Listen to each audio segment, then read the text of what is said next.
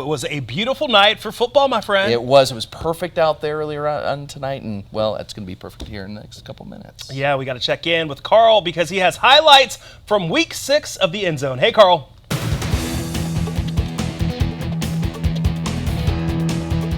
Fellas, you said it. What a picture-perfect night for high school football. I'm certainly not taking it for granted, and the football itself was great too. Week 6, let's roll the tape.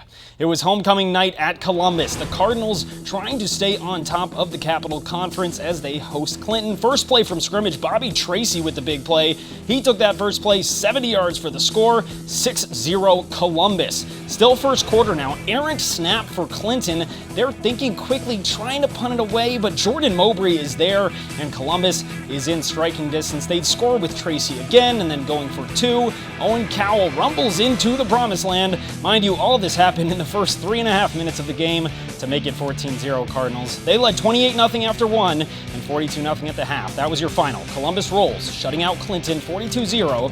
They're now 5-1. Let's stay in the Capital Conference. 5-0 Lake Mills traveling to 4-1 Lodi.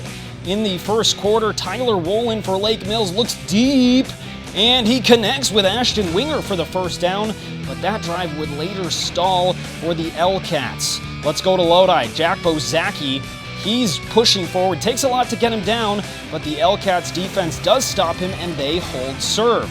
And they would get it back. Another stop.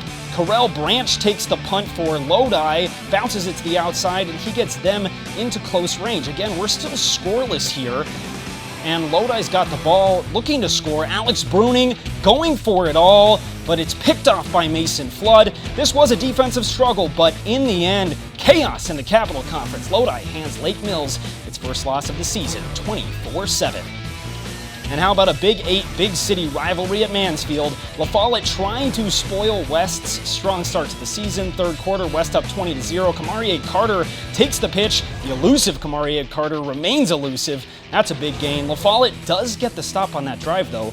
And then Dylan Olkers takes the pitch and breaks off a big run, muscling through one tackle. This is a big boy run for Olkers.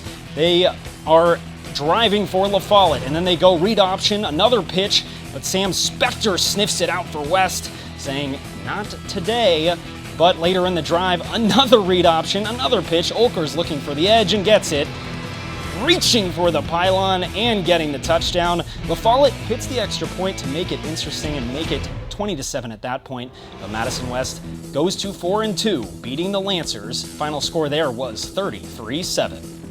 And a few other scores for you tonight. Wanakee staying perfect, crushing Oregon 52-20. And I did want to mention this one because it's the longest running rivalry in the state. The 138th meeting for the Old River Jug. Reedsburg takes it over Baraboo. Final score of 49-7. And we still have a few games to come here on the End Zone, some of the best of the night, including a Badger Large battle at the Grove. Who came out on top between Sun Prairie East and Monona Grove? Find out right after the break.